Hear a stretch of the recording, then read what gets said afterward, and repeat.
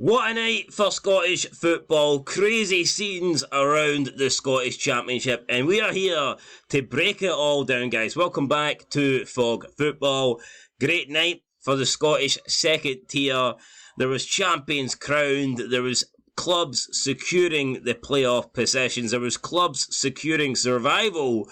And unfortunately, for a certain Cove Rangers, there was a club getting relegated down to League One. But we had this insane stat going into tonight's game of fixtures. The last match day, the final match day of the Scottish Championship, and 9 teams didn't know which league they'd be playing in next year. That's insane. 9 teams didn't know whether they would be in the Premiership, whether they would be in the Championship, or whether they would even be in League One. That is incredible. I don't think I've ever seen any league be as close to that in the history of following football. Now, maybe it's happened before, I'm not sure, but 9 out of 10 teams not knowing where they're going to be playing football, 9 out of 10 teams having something to play for up until the final whistle on the last game of the season. That was incredible, man. I don't think we'll see this repeat it again.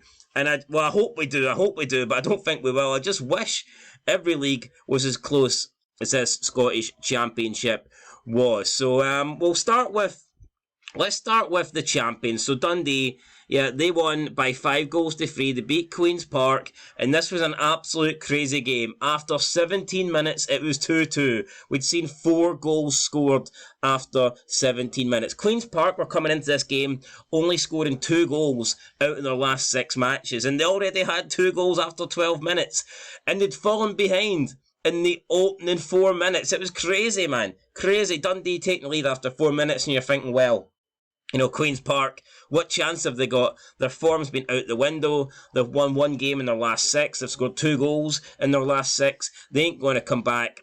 Then it was Fox with arguably the goal of the season. And I mean that. Any division in Scotland. I have not seen a better goal than this. And I've seen some really, really good goals, but I don't think I've seen a better goal than Callum Fox's goal here. I think his name's Callum Fox. I should probably get his name right. Should put some respect on that name since the goal was so good. But Dundee are trying to clear it. They're trying to get the ball out. It's like ping pong. One of the Queen's Park players tries to swing for the ball. It bounces off him and it just falls for Fox, the defender, and he swings at it, and you're probably thinking, oh, you know what, he volleys it, and you're thinking, oh, this is going absolutely nowhere. It goes right up into the sky, and I swear to God, drops down right into the top hand corner, man. What a goal. I mean, Callum Fox, he could try this a million times again, and it just would not happen for him, so I'm glad he got the goal here. It was a great goal for him. He got Queen's Park back into it, and you're thinking, well, we're going to get a game tonight. We're in for a good match tonight. Then Queen's Park took the lead through Shields. Another good goal, a volley, this time from it was about 8 yards out, but the finish was really good from Shields. Puts it home, and all of a sudden, Queen's Park leapfrog Dundee in the table, and we have new champions set to be crowned. We have a new team entering the Scottish Premiership, but they could only hold on for 5 minutes.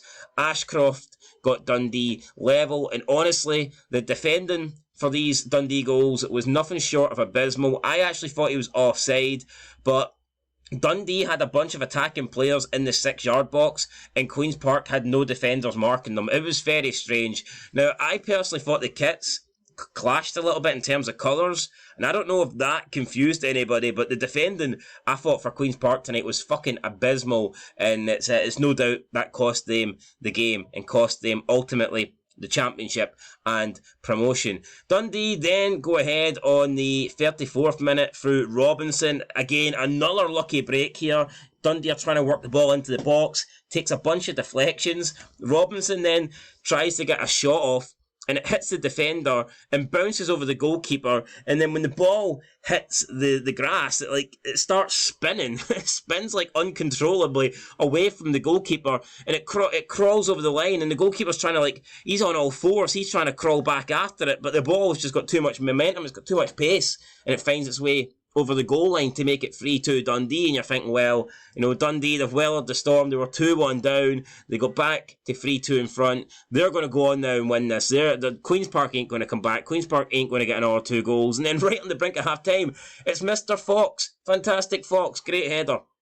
Great header, makes it 3-3 for the corner. It was all to play for going into the second half, but honestly, Queen's Park, they just weren't good enough. They had one really good opportunity, and the Dundee goalkeeper, Legdens, or whatever he's called, Adam Legdens, he made a really, really good save to stop Queen's Park going 4-3 in front. But from that moment onwards, Queen's Park just didn't really offer anything. Dundee were the better team, and goals for Cameron and McGowan gave them the 5-3 win. The Cameron goal, again, was another fluky goal. It was like they just got lucky breaks to give them the advantage, to give them the lead. But the McGowan goal was really special. Ball played up to McGowan. He just dribbled it past the Queen's Park defenders. He got onto the edge of the box and side-footed it into the back of the net, man. Dundee win. Dundee are the champions, and they guarantee not only the title, but they guarantee a spot in the Premiership next season. So you know what, I don't really like Dundee. I'm not a massive fan of Dundee, but fair play to them based on tonight. You know, they were in a really, really sticky situation at 2-1 down, and then when Queen's Park levelled at 3-3 before the break, you felt like that gave them a momentum, but you know, they hung on at the early part of the second half, and then I think they did show their dominance towards the end. So I think Dundee probably deserved to win, guys, and it was the right result. I was cheering for Queen's Park, but I think Dundee deserved it, so I can't really complain. Moving into the next game, let's look at Partick Thistle, Raith Rovers, because this game was kind of weird. Raith Rovers were the only team that weren't playing for anything, so I think we all expected Partick Thistle to win this game, considering that they were still pushing to get into the playoffs, and they needed a win, not only to guarantee that playoff spot, but to also get a better spot, because remember, it's better to finish second than it is to finish third or fourth, because you have to play 2 less games in order to make it to the Premiership. But Partick Thistle, even though they went ahead early on, they found themselves 2-1 down when Raith Rovers got in front through Fawn and McGill. But Partick Thistle did equalise late on, Tiffany, with the equaliser, but they couldn't get ahead. They could not get the win, and it means that Partick Thistle only finished 4th, whereas had they won this game, they would have finished 2nd, and like I said, there's a big, big difference now. They will have to play the team that finished 3rd, and then if they come through that, then they need to play the team that finished 2nd, and then they get through that, then they need to play the team that finished 11th in the Scottish Premiership. So Partick Thistle, I think, had the easiest game tonight out of everybody due to the fact they were playing the team with nothing to play for, but they bottled it. They should have won tonight. They were ahead early on, and they threw it away, in my honest opinion. So I think Partick Thistle they won't be happy with themselves. Let's put it like that. Let's look at this game here. This game was crazy.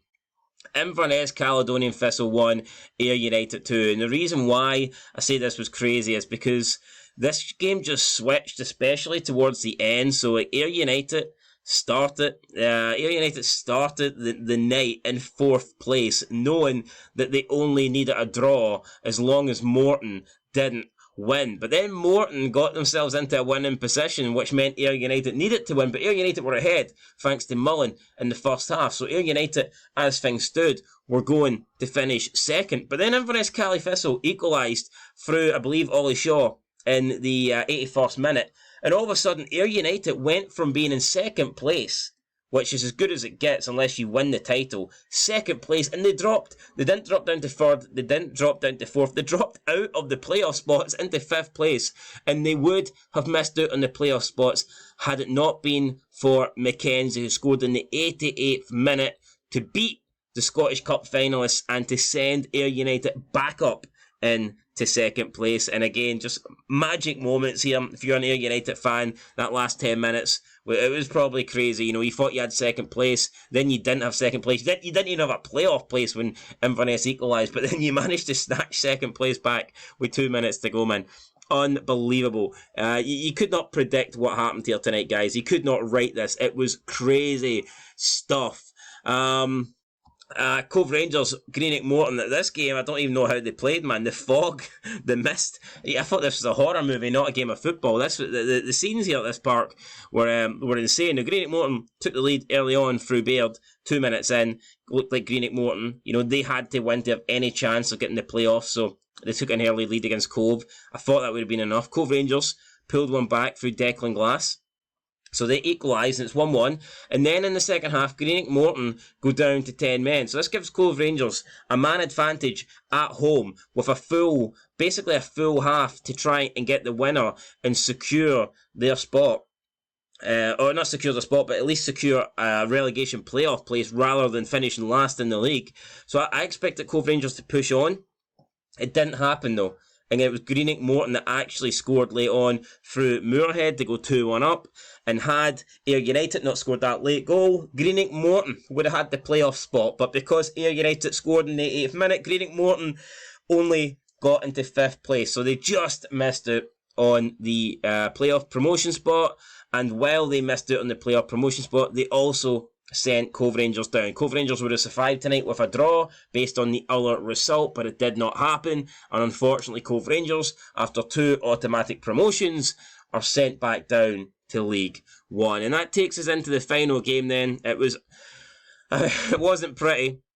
Arbroath 0, Hamilton 0. Hamilton surviving, keeping their Scottish Championship status alive for now at least by claiming that 9th spot. And they didn't do it in convincing fashion, guys. It was a 0-0 draw against Arbroath. Hamilton, basically, it was out of Hamilton's hands. They only survived because Cove Rangers got beat. Hamilton here, you can't even give them any praise. It's because we're fucking Hamilton. No, it's because you're fucking shite. Very, very fortunate here. At least Cove Rangers, had a go. At least Cove Rangers, I felt like they played alright against a Greenock Morton side that were pushing for a playoff spot. Arbroath were essentially going to finish 8th tonight, or at least 9th, no matter what. And Hamilton just sneaked a 0-0 draw. I mean, it's crazy how we got 8 games in the match that was going for the title, but in this relegation battle, we got no goals. Just a 0-0. Hamilton won't care. That 0-0's enough to get them 9th in the table, and that means that they will have a chance now to save their championship status. But again, I do feel bad for Cove Rangers. I kind of want the Cove Rangers to stay up. I think overall, Hamilton have probably been the worst team in the championship this season. I think it's between Hamilton and Arbroath. I know Cove Rangers' form kind of dipped towards the end, and that is obviously why they're down there. But overall for the season, I think these were the 2 worst teams in the league, and Arbroath have managed to survive, and Hamilton will now have a chance to survive because they finished 9th. And that means our final Scottish Championship table then looks like this. So Dundee had 17 wins, the same amount of wins as Queen's Park. However, Dundee had 5 more draws, and that is the difference maker. That puts them 5 points ahead of Queen's Park. Ayr United, like I said, sneak home in 2nd place. Fantastic for Ayr United to do that. What they done, basically went from 5th place to 2nd place with an 88th minute winner. That's crazy. Absolutely insane. And Ayr United, you know what? I would like to see an underdog. I would like to see an Ayr United go up or a Queen's Park go up. I personally think out of the 3 teams in the playoff positions, Partick Thistle are the best out of the 3. I expect Partick Thistle to be the team that challenges the 11th side in the Scottish Premiership, and I would actually give Partick Thistle a decent chance of beating whoever finishes 11th. But I'll personally be rooting for Queen's Park or Ayr United. I would just like to see a change. I'd like to see one of these smaller teams get an opportunity. Or, Queen's Park, I wouldn't say they're a small side, but they haven't been in the top flight for a very, very long time. So I would like to see either Queen's Park or Ayr United do it. Partick Thistle drawing tonight. I mean, they're kind of lucky in a way, because the Partick Thistle got beat, they would have dropped out the playoffs there. So yeah, Partick Thistle with a draw against Rovers. Could you imagine if they threw the playoff spot away because they got beat, or against the only team that had nothing to play for? I mean, that would have been an absolute disaster for them. Greenock Morton finished in 5th, very unlucky. 57 points, tied with Partick Thistle, but unfortunately they have the worst goal difference, so you know what? Life happens. Shit happens. Inverness Caledonian Thistle finished in 6th. Disappointing for them. They put in a really good run towards the end of the season. However, they just fell short at the end when they really needed it. The last 2 games, I think they'd won 5 in a row, but then when they got to their last 2 games, they could only pick up 1 point out of a possible 6, and that is ultimately what's seen them not make the playoffs. But they've still got that Scottish Cup final to look forward to. They're guaranteed to be runners-up no matter what. But if they can win that, not only do they get the cup medal and they get to take home the trophy, but they also get that European group stage competition, which would be insane, absolutely insane for Inverness Caledonian Thistle. So still lots to play for them. Also, they won't have a game now until that Scottish Cup. So I was actually wondering, I don't know if that advantages Inverness, Caledonian Thistle, or whether it disadvantages them, because you can argue the players will be, fit. They will not be tired, but I mean, will they really be fit if they haven't been playing football? The sharpness could be down and stuff like that. So honestly, I don't know. I think this could actually play a big role in the Scottish Cup final. For me, I just assumed Inverness would kind of finish in the playoffs and they would have games between now and the cup final. But now with them missing out, I don't know. I think this could be a hindrance for Inverness, Caledonian Thistle. Maybe they can arrange some friendly games. I'm not too sure. I think that would be best. I don't think Inverness, Caledonian Thistle not having the game between now and the cup final would be in their best interest, but we'll wait and see what happens. Raith Rovers, their form's been really, really poor. They finished in 7th place. Just a bang average season for Raith Rovers, but you don't really expect that much for Raith Rovers. I think Raith Rovers is their goal at the start is probably just to survive this championship and not get relegated. Arbroath, the lowest amount of wins in the league all season, 6 wins only, but it's enough to keep them in 8th place. So they survive. Hamilton Academical come back from the dead, really, thanks to a 0-0 fucking draw.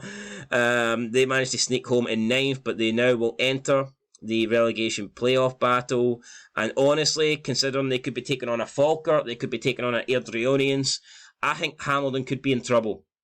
I don't think Hamilton's guaranteed to stay up at all. I would actually say it's close to 50-50, especially if they get Airdrie, who's been on really good form. Even if Falkirk can kind of refine the form that they had earlier in the season, I do think Hamilton are not safe at all. And finally, guys, Cove Rangers finish in 10th. Sad to see them go down, but I mean, when you look at it, they had the lowest amount of points, they had the worst goal difference.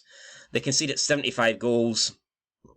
Maybe there's a reason, maybe there is a reason why they're 10th. But I'm sure they'll come back. I expect them to be challenging next season for League One. So, it's not the end of the world. Next season's a new year, a new chance for teams to get it right. The teams that didn't get it right this season, they can try and get it right next season. And finally, let's just top it off again by congratulating Dundee. Do I think Dundee will be able to stay up next year? Obviously, I don't know. Transfers have not been made yet, but I think we've seen Dundee struggle in recent years when they've come up. They seem to go straight back down. I think I referred to them as the Norwich of Scottish football because they're just a club that you expect to one season be in the Premiership and the next season Championship, and you don't really expect that they're kind of too good to stay in the Championship too long, but aren't really good enough to stay in the Premiership long enough, if you know what I mean. That's my thoughts on Dundee. Well, again, we'll have to see who they sign next year, if they can strengthen the squad. But they'll have a chance. They'll have a chance. I think they would have had a chance this season because I think the teams towards the bottom of the Premiership this season have been really, really poor. So we'll guess we'll see what Dundee do next year. But for now, they're the Scottish champions. So congratulations to them. And that's it, guys. I will catch you in the next one. Championship's finished. League One's finished. League Two's finished. We've still got the big boy league though. The Premiership. Still lots to play for. We've got the relegation, we've got the playoff European spots, and we have the league title. Probably until this weekend, Celtic will wrap it up. And then even if they do wrap up, we've still got the Scottish Cup final. So lots to play for, guys, in Scotland. I will catch you in the next one. And of course, until next time, peace.